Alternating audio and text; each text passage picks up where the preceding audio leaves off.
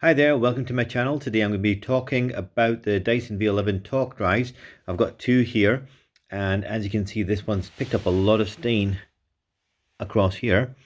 And the reason for that is just really unknown.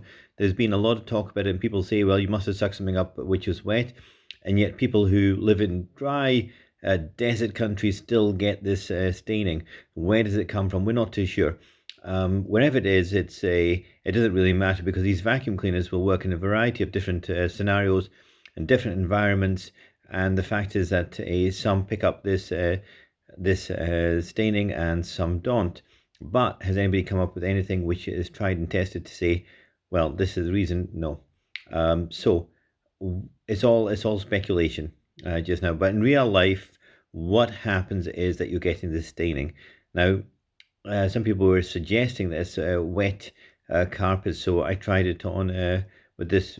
This was a brand new head, just vacuuming a rug, and of course this rug has just been dry. It's never been exposed to any wet elements whatsoever. It's hardly used, and yet we still get these marks on the head unit. So I'm beginning to think now that it could be due to the type of dirt which is being sucked up. It could be that maybe the plastic, although smooth, is not as smooth as it thinks it is.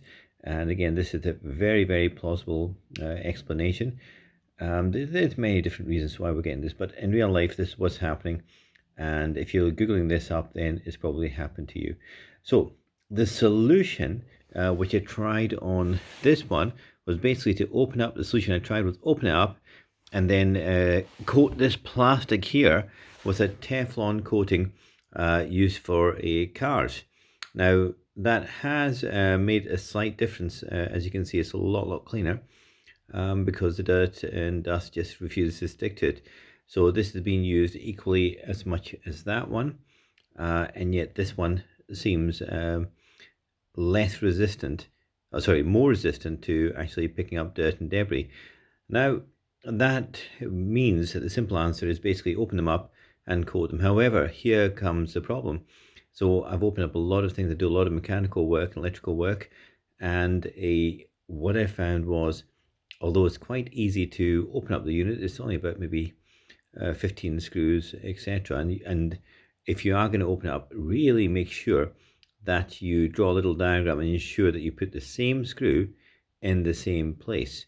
Now, they will look very, very similar when you take them out to the untrained eye. However, they are different. So do make a note of where each one comes from. Now, that's really, really important. But what I'm going to say is, even if you get all that right and you assemble it beautifully, there is another problem, which is the seal is very delicate. The seal on this unit, going all the way around it, on the other side, on the underside, goes all the way around, and that is not a circular, rectangular seal. It's got one open edge, where around there on the other side, I can't remember where, but it's one open edge. So it's not a joined surface, and when you're pushing that seal down, if it dislodges, you have a problem, because you will struggle to get the same kind of suction afterwards. So really, you should be opening these at the last resort to clean them. And I'd rather have a vacuum cleaner that cleans the floor really well, rather than a vacuum cleaner that looks great but doesn't clean. So what I'm saying is, if you're going to open these up and do any work, be prepared. You may destroy your head or reduce it to a point where you may not notice it, but if you had a new one, you would notice it, or one that's working effectively. So how much are these heads? These heads are about £92 to replace. So you really want to be, again, as I said, thinking, put in £92 worth of effort into your repairs, because otherwise that's what it will cost you to replace the head altogether. So as I said, this one works perfectly fine. This one that opened up works perfectly fine, but when compared to one which hasn't been opened up, you notice a considerable difference in suction.